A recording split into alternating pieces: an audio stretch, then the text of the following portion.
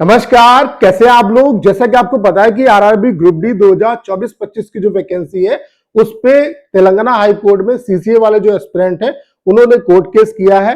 तो आज court case की हियरिंग थी। तो आज कोर्ट केस में क्या कुछ हुआ, उसके अलावा यहाँ पे रिजल्ट कब तक आपका आने की संभावना है, फिजिकल कब तक होगा, एक्सपेक्टेड कट ऑफ क्या कुछ रह सकती है, उसके अलावा जितने भी ग्रुप डी वाले जो एस्पिरेंट हैं जो अपने रिजल्ट का वेट कर रहे हैं उनके लिए बहुत बड़ी बैड न्यूज सामने निकल के आई है। तो कंप्लीट जो अपडेट है वो मैं आपको इस सिंगल वीडियो में देने वाला हूं। ये वीडियो आप सभी के लिए बहुत ज्यादा हेल्पफुल होने वाला।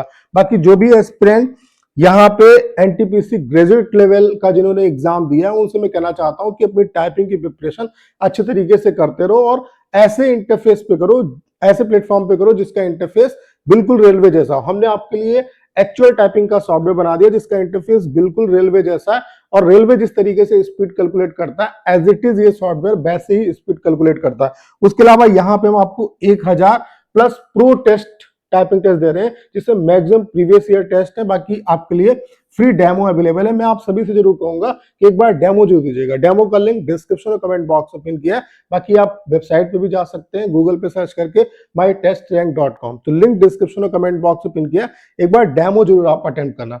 अगर हम बात करें कोर्ट केस की तो आप देख सकते हैं ये कोर्ट केस की डिटेल है। यहाँ पे SRLA जो नंबर है वो क्या है इसका SR, उसके अलावा SNR जो नंबर है वो आप देख सकते हैं। उसके अलावा जो पेटिशनर है वो मुद्देदला यहाँ पे है वेंकटेश्वरा, यहाँ पे मुद्देदला। उसके अलावा वेंकटेश्वरलू, यहाँ पे अजीबो तरीके के नाम होते हैं तेलंगाना वगैरह में, तो उस मुद्देदला आप ये समझो कि मुद्देदला है आपके पेटिशनर। उसके अलावा जो रेस्पोंडेंट है वो आप देख सकते हैं the state of Telangana through SIP of police station miles colony यहाँ पे। उसके अलावा ये नंबर देख सकते हैं इसका। यहाँ पे अगर हम बात करें आज आपकी हियरिंग थी, हियरिंग में क्या कुछ हुआ, यहाँ पे फाइलिंग डेट देख सकते हैं, रजिस्ट्रेशन डेट देख सकते हैं, यहाँ पे लिस्ट आप देख सकते हैं। ये जो केस है इसमें नेक्स्ट 22 मई को डेट थी, इसकी जो नेक्स्ट डेट है वो आपकी लगा दी गई है 25/6/2026 को। इसकी फिर से जो डेट है वो लगी हुई है, यानी कि अगली जो सुनवाई है वो 25/6/2026 को होने वाली है। उसके अलावा एक अच्छी मतलब एक और अपडेट यहाँ पे ये निकल के आई है कि यहाँ पे आप देखेंगे तो यहाँ पे पेंडिंग दिखा रहा है, जबकि जब 22 तारीख को डेट लगी थी तो यहाँ पे आप देख रहे हैं ये 22 तारीख जब डेट लगी थी तो यहाँ पे पेंडिंग CAB दिखा रहा था। यानी कि पेंडिंग CAB का मतलब ये होता है कि डिस्कशन एडवोकेट के थ्रू जितने होने थे वो हो चुके, फैसले को रिजर्व कर लिया गया था। तो हाईली चांसेस थे कि इस डेट को आपका आज फैसला आ जाना चाहिए था, लेकिन यहाँ पे कहीं ना कहीं ये पेंडिंग दिखाने का साफ साफ मतलब है कि कुछ ना कुछ यहाँ पे बहस हुई है, कुछ ना कुछ डिस्कशन हुआ है।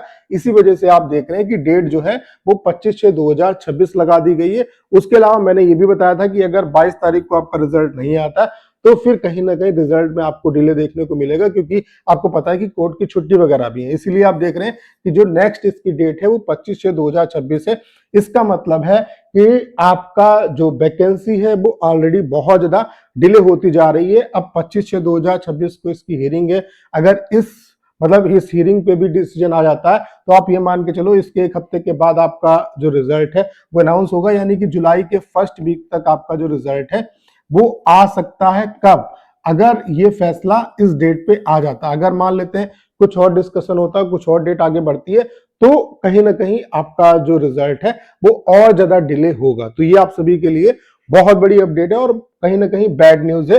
रेलवे वाले जो एस्पिरेंट है, रेलवे ग्रुप डी वाले जो एस्पिरेंट है, स्पेशली उनके लिए मैं उनसे यही कहना चाहता हूं, देखो यहाँ पे आपका एग्जाम हो चुका है, अब फिजिकली आपका बचा हुआ है।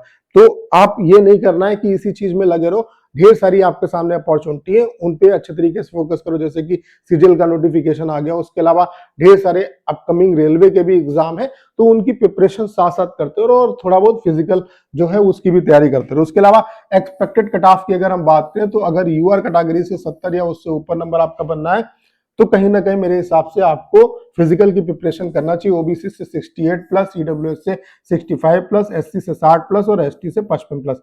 ये मैं उन शिफ्ट की बता रहा हूं जो मॉडरेट शिफ्ट है, यानी कि जिनमें बहुत ज्यादा वेरिएशन नहीं होगा। अगर आपका एग्जाम मैक्सिमम हार्ड शिफ्ट में था तो अगर इससे 5 नंबर कम भी हैं तब भी आप मेरे हिसाब से कहीं ना कहीं आप फिजिकल की आप प्रिपरेशन करो, और अगर आप इजी शिफ्ट में है तो 5 नंबर इससे प्लस आप लेके चलो, यानी कि यूआर कैटेगरी से 75 से ऊपर नंबर होगा तभी कहीं ना कहीं आपकी पॉसिबिलिटी है। तो ये कुछ आपकी कट ऑफ रह सकती है। उसके अलावा फिजिकल की अगर हम बात करें तो आपका रिजल्ट के बाद ग्रुप डी या रेलवे जो है वो फिजिकल के लिए आपको बहुत ज्यादा टाइम नहीं देता है।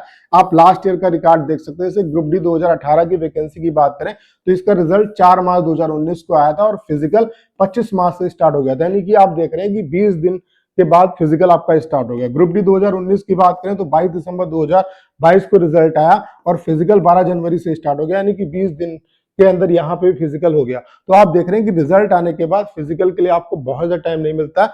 मैक्स मैक्स अगर टाइम मिलेगा तो 1 महीने का टाइम मिलेगा। इससे पहले ही आपका जो फिजिकल है वो हो जाएगा।